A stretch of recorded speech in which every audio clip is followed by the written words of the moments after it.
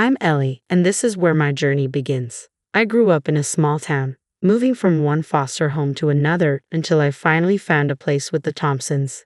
They gave me the priceless gift of stability, something I had longed for all my life. Life was pretty plain until I headed to college, becoming the first in my foster family to venture into the big city. I immersed myself in studying languages, with Japanese being my focus. After working tirelessly, I landed a job as a translator at an international trading company, a huge achievement for a small-town girl like me. One ordinary Tuesday, I walked into a cozy cafe near my office and ordered my usual black coffee. That's when I saw him. Jack, tall and with a smile that could light up a room. He was on his phone, looking all business yet somehow relaxed. When our eyes met, I felt an undeniable connection. "Hey, I've never seen you here before," I said, trying to sound casual as I settled into my seat with my coffee. He looked up, his smile widening. "Just trying to escape the office chaos." "I'm Jack," he said, extending his hand. I shook it and felt a spark. "I'm Ellie. So what brings Mr. Escape the office to my favorite spot?" I asked, intrigued. "Good coffee and better company, it seems," he quipped, and from that moment, we hit it off. Days turned into weeks, weeks into months, and before we knew it, a year had passed. Our conversations had evolved beyond coffee chats. Jack was a city guy, charming and worldly, but we both knew life wasn't always smooth sailing. After a year of dating, we decided to get married, and I was over the moon. I wanted him to meet the Thompsons, the people who shaped me into who I am. My foster parents, Mr. and Mrs. Thompson, were salt-of-the-earth types who lived simply and worked hard. They had been fixing up their house, so they rented a tiny apartment that was nothing special but filled with warmth and love. "It may not be much, but it's filled with good memories," I told Jack. He nodded, but I caught the look in his eyes as he scanned the cramped space. He was clearly uncomfortable. We spent the weekend there, and my folks treated him like royalty, but Jack was distant, always checking his watch, eager to return to the city. As we drove home that Sunday night, the silence in the car felt heavy. "Jack, you been quiet. What's up?" I finally asked. He sighed, clearly reluctant to speak. "Look, Ellie, your folks are nice, but we come from different worlds," he said, his words steaming. I fought to keep my composure. "What does that mean?" "It's just different. I'm not used to this simple life," he admitted, trying to smooth things over quickly. I turned to look out the window, biting my lip as I considered the differences between our lives. "Jack, I don't need fancy things, but we have to respect where we both come from," I said firmly. He nodded. "Right. Of course, I love you, Ellie. That's what matters," he said, but a part of me wondered if we truly understood each other. That night, I lay awake, reflecting on the simple life I cherished and the complicated world I was stepping into. Just days after our awkward visit to my childhood home, it was my turn to meet Jack's side of the family, his mother, Vivian. High-rise apartment in the city center was decked out in lavish decor that screamed wealth. When we arrived, she greeted us at the door, dressed in designer clothes from head to toe, and her apartment looked like something out of a magazine. "Ellie, isn't it? And what is it you do?" Vivian asked, sizing me up as if I were a product she was considering. "I'm a translator. I work with Japanese clients at a trading company," I replied, trying to sound confident. "Oh, impressive," she said with a half smile, but her eyes were scanning me for flaws. When I mentioned my background and my foster parents, her expression shifted. "From the province and fostered, you say? That doesn't seem quite fitting for my Jack." Jack jumped in quickly. "Mom, please. Ellie's wonderful and I love her. We're getting married." "Married? When's this happening? How are you planning it?" Vivian's tone changed to one that felt a bit too invasive. "We're thinking of something small and intimate. Just us in Hawaii," I said, hoping to highlight the romance. Her eyes nearly bulged. "Hawaii? Just the two of you?" "No, that won't do. What will my friends think if I can't even throw my only son a proper wedding?" I tried to stay calm. "It's our day, Vivian. We just want something that feels true to us, without all the fuss." That was the tipping point. She huffed and declared the discussion over, walking out of the room. Jack glanced at me, his expression apologetic, and whispered, "Let me talk to her. We'll sort this out." 4 months flew by, and despite the rocky start, there we were in Hawaii, ready to say, "I do." It was supposed to be an intimate ceremony, just Jack and me, but of course, Vivian had other plans. She showed up, camera in hand, eager to capture every moment. It felt like she was lurking, ensuring she had plenty to post online. Jack seemed oblivious, basking in the sun and the joy of the ceremony. I tried to smile through it, leaning in to whisper, "I thought it would be just us." He squeezed my hand, his eyes sincere. "I know, I'm sorry, she's just excited. Let's try to enjoy our day." But Vivian was buzzing around us, her phone always up, shouting, "Smile here. Oh, this will look fabulous on my feed." I felt like a prop in her social media showcase rather than a bride on her wedding day. What was meant to be our special moment had turned into just another one of Vivian's extravagant productions. Coming home as newlyweds should have been about cozy, love-filled days. Breakfast in bed, slow dances in the living room, the works. At least it started that way. Jack slipped a stunning ring on my finger the day we got back, one that caught the light and sparkled endlessly. "It's been in my family for generations," he said, his eyes shining with pride. "Be careful with that ring. It's more than just expensive, it's an heirloom." Vivian chimed in, hovering over us like a dark cloud on a sunny day. Her reminder felt more like a warning, making my heart sink a little. The first few weeks, Jack and I were in our blissful bubble, stealing kisses and cooking together. But then Vivian started dropping by unannounced, like a storm that had settled over our home. It all began one afternoon when I was folding laundry, and the doorbell rang. There she was, that familiar look on her face, as if she were about to inspect a military base.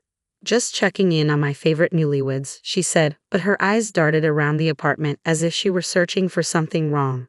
I tried to be polite, making small talk, even as she wandered into the kitchen, her fingers gliding over every surface. "Ellie, darling, do you ever clean? And where are the fresh vegetables? A man needs his greens." Her tone dripped with disapproval. Jack just shrugged it off later when I told him, "She means well, babe. Just try to go with it." Go with it. My frustration bubbled up. "Jack, she's treating me like I'm on trial in my own home." He kissed my forehead casually as if that would solve everything. "She's lonely, Ellie. Let's cut her some slack." But that slack turned into something else entirely. It escalated until one day I came home late from work, riding high on the excitement of signing a major contract with a new client from Japan. That is, until I found Vivian in my living room, an uninvited storm brewing.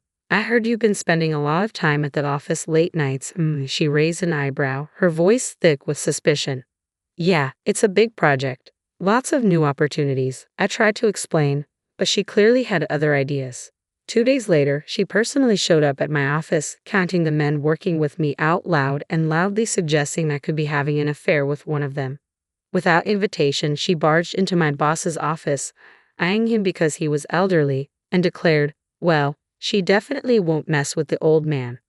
I was mortified, my face burning as red as a beetroot.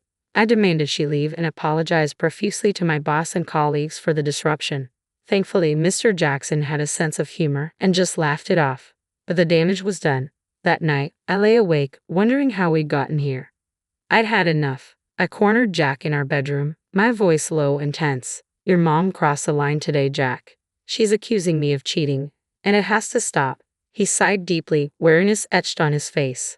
"Please just try to get along for me." But getting along increasingly felt like just putting up with nonsense. Things between Jack and me were getting rocky, largely due to Vivian's constant whispers in his ear. Jack had begun to nitpick everything about me, my clothing choices, my work hours. He had never minded before, but suddenly everything was an issue. "Ellie, why do you have to wear that to work?" He frowned one morning as I got ready. I was simply wearing a blouse and skirt, nothing fancy. "It's professional, Jack. What's wrong with it?" I replied, adjusting my skirt.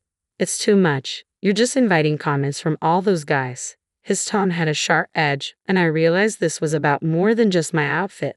This became a regular occurrence, but it peaked on my birthday. My boss gave me a small gift, just a book with a note that read, "To my practically daughter." It was an innocent, kind gesture, but Jack blew it out of proportion. "You see? That's exactly what I'm talking about.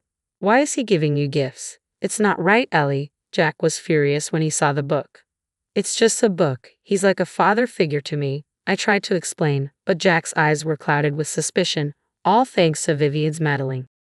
The tension at home had become unbearable, so I was relieved to head out on a business trip to a neighboring city. Our company was setting up a new factory, and I looked forward to a break from the drama. The trip went smoothly, and I was wrapping up with dinner alongside our Japanese partners when I noticed shadows lurking near the restaurant. My heart raced as I walked toward my hotel. The dimly lit street made me uneasy, and the shadows crept closer. Panicked, I asked two colleagues to walk me back. As we neared the hotel entrance, the light from the lanterns revealed who was following me: Jack and Vivian. "What the hell, Jack? What are you doing here?" I blurted out, unable to hide my shock. Vivian stepped forward, her expression twisted in anger. "We're making sure you're not up to any trouble. We can't trust you around all these men," she spat. My colleagues stared in disbelief, and I felt my face burn with embarrassment. "This is ridiculous. You're both acting like I'm some kind of criminal." But Vivian wasn't having it. "I'll be telling your parents about this. They should know what kind of woman you've turned out to be." I couldn't hold back a bitter laugh. "Go ahead. They'll laugh you out of town." The ride back was silent. Jack and his mother sat in the front, leaving me alone in the back seat, staring out the window as city lights blurred into streaks of color. Tears filled my eyes. I was married to the man I loved, yet I felt trapped in a nightmare, with Vivian as the relentless specter that wouldn't go away. When Vivian actually followed through on her threat and showed up at my parents' place, I was in disbelief. I couldn't believe it when Mom called, her voice trembling as she recounted the situation. "She's here, Ellie," my mother said, tone strained. "She demanded to see your father right away." So, I gave her the address to his workshop, my heart sinking as I realized how far this had gone. I felt my stomach drop as my mom spoke. "Dad's at his workshop, where he spends most of his days crafting and creating. He's truly in his element," she continued, her voice steady but laced with tension. "Your mother-in-law went there and saw your father in his work clothes, stained from the glass." She just scoffed. I gripped the phone tighter, bracing myself for what was coming next. "When your father went over to greet her, he apologized for not shaking her hand. His hands were all stained from work, you know." She looked at his hands. "Ellie," made a face, and said something awful about coming to this backwater for nothing. My heart sank further as I listened. "She says she understands now why you turned out the way you did and just left without another word." "Thanks for telling me, Mom. I need to think about what to do." I hung up, feeling a tumult of anger and hurt swirling inside me. It wasn't long before Vivian made her next move. The very next day, she cornered me in the living room, her eyes cold and judgmental. "Ellie, now I see where you get your manners, or should I say, lack thereof. Your father is just an ordinary worker, his hands permanently dirtied. What kind of upbringing, what kind of manners could you possibly teach any children?" I shuddered at her words. They struck me like daggers. But before I could respond, Jack walked in. Instead of defending me, he went straight to his mother, taking her in his arms. "Mom, I'm sorry about all this. Ellie's family, they're just different from us." That was it. The last straw. I couldn't believe what I was hearing. "Different? Is that your way of saying my family isn't good enough for your high standards?" My voice broke, the hurt too deep. Jack looked at me, his eyes empty. "It's just how things are, Ellie. We come from different worlds." "So that's it, huh?" My voice rose, thick with emotion. "If I'm such a disgrace, why don't we just end this? If I'm so beneath you, let's get a divorce." Vivian's eyes lit up, almost gleefully. "Well, that sounds like a splendid idea." Jack just nodded passively. "Maybe that's for the best." I spent the night in our guest room, tears streaming down my face as Vivian's every word replayed in my mind. Each dismissive glance from Jack, the life I thought we were building, it all felt like a lie. The early morning light filtered through the blinds, casting a soft glow across the room as I sat on the edge of the bed, phone in hand. It was time to make some difficult but necessary calls. First on my list was my boss, Mr. Jackson, whose kindness had always made the stresses of work bearable. "Mr. Jackson, it's Ellie," I started, my voice shaky. "I'm facing some personal issues and need to take some time off. I can take it unpaid if necessary." "Ellie," he replied quickly, concern evident in his voice. "You're one of our most valuable team members. Take a paid vacation, sort things out, and come back when you're ready. We'll manage here." His generosity brought a lump to my throat. "Thank you, Mr. Jackson. I can't tell you how much this means to me." Next, I dialed my mother, who had always been my anchor in any storm. As soon as she answered, I spilled everything, my words tumbling out in a torrent of emotion. "Mom, it's all falling apart here. I can't do this anymore with Jack and his mom. It's just too much. Her voice was calm and soothing. Ellie, we've been prepared for this call. Your father and I are on our way. Just pack what you need. As I ended the call, I glanced around the room, my eyes landing on the few personal items I brought into this house, none of which felt like they belonged. I started packing, each item a reminder of the life I thought I'd build with Jack. Vivian appeared at the doorway, her presence like a dark cloud. Remember, Ellie, only take what you bought with your own money. Don't think about grabbing anything else, she said, her voice cold and accusatory. It wasn't long before I heard the gravel crunch under the tires of an old vehicle. Looking out the window, I saw the familiar beat-up pickup truck that belonged to my parents. Jack and Vivian followed me outside, their expressions a mixture of smugness and curiosity. As my parents' truck pulled up, Jack scoffed loudly. Sure that old thing will even make it back? My father stepped out, a quiet strength emanating from him as he faced Jack without a word. He handed over the divorce papers, his eyes steady and unwavering. Jack grabbed the papers and signed them with a smirk, his mother chuckling beside him, glad to be rid of this mess. We arrived at my parents' home, a large, imposing structure that felt more like a sanctuary now. I spent the next few hours unpacking and trying to settle my nerves. The peace of the familiar surroundings slowly calmed me. That evening, as I sat looking out at the garden, my phone rang. It was Vivian. Ellie, you need to return the ring. It's a family heirloom, not a parting gift. I held the phone away for a moment, taking a deep breath before responding. Vivian, that ring was given to me as a wedding gift. If you want it, come and get it yourself. The morning light was just beginning to spill over the horizon. When I spotted Jack and his mother, Vivian, from the upstairs window, they stood at the gate, staring up at the house as if they had wandered into a fairy tale.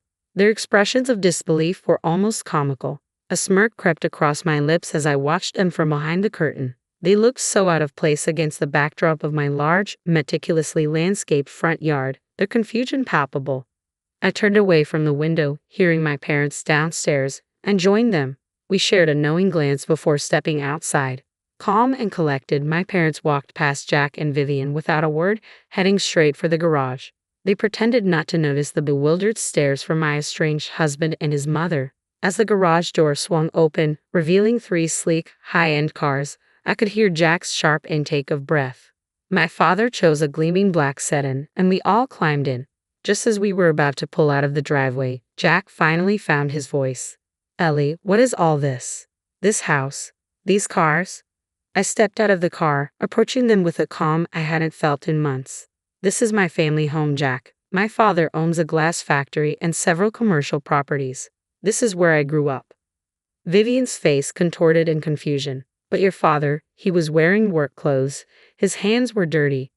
I couldn't help but smile at her naivety. Yes, Vivian, he was launching a new product line. It's a tradition in his company to get involved hands-on. It doesn't mean he's not successful or wealthy. They stood there, stunned, unable to reconcile the image of the hard-working man they'd seen with the opulence surrounding them. At that moment, a group of neighbors approached, their faces bright with smiles. Good morning, Mr. Thompson. We heard about your latest charity event. It's wonderful what you're doing, and you've got our support in the mayoral elections. One of them called out cheerfully. My parents nodded and thanked them, while Jack's face twisted with a mixture of awe and regret, his eyes darting between his mother and me. Vivian looked as though she had swallowed something bitter, her earlier arrogance washed away by the undeniable reality before her. I turned back to the car, giving Jack and Vivian one last look. Well, I guess you see things a little differently now, I said, not unkindly. Their expressions of shock and realization confirmed that the past, with all its hardships and heart-hatches, was finally behind me. But before I could savor the moment, Jack made his move. He shoved his mother aside with such force that she stumbled. It's all your fault, you know. You pushed her away with your nonsense, he shouted at her, bitterness lacing his words. Turning to me, his demeanor shifted completely. He rushed over, trying to pull me to an embrace, his hands reaching out as if he could erase everything with a simple touch. Ellie, please listen to me. We were good together, weren't we? I love you. I really do, he pleaded, his voice a desperate whisper. I recoiled from his touch. The warmth we once shared had long been extinguished by his betrayal. Stop, Jack. Just stop. I said firmly, pushing him away with all the strength I could muster. Quickly, I got into the car, my heart pounding. Without a word, my father pressed the remote control, and the garage doors began to close behind us. Jack and Vivian stood there, calling out, their voices a blend of desperation and disbelief. "Ellie, please forgive us. We didn't mean any of it," Jack yelled, his voice cracking. Vivian, scrambling for the dignity she'd lost, joined in. "Ellie, my dear, I was wrong. Please." As we drove away, the finality of the moment weighed heavily on me, but a part of me craved closure, a definitive end to this chapter of my life. When we reached the end of the driveway, I asked my father to stop the car. Thinking this was his chance, Jack ran up to us, his face lit with hope, while his mother trailed behind, her earlier elegance replaced by desperation. Without a word, I rolled down the window, pulled off my wedding ring, and held it out. Jack's eyes widened as he realized what was about to happen. "This is where it ends, Jack," I said, my voice steady. With that, I threw the ring out of the window. It glittered briefly in the morning sun before landing on the soft grass beside the road. Vivian, ever the opportunist, rushed to where the ring had fallen, her hands scrambling through the grass. I rolled up the window, shutting out their pleas and the painful past they represented. "Let's go, Dad," I said quietly.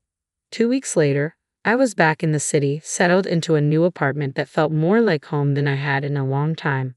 I returned to work, where Mr. Jackson welcomed me with open arms and a gentle understanding that eased my transition back into routine. Jack made several attempts to contact me, each one more desperate than the last. He claimed to have cut ties with his mother, begging for another chance, but some things, once broken, can't be mended. I told him it was over for good this time and blocked his number. No more words were needed.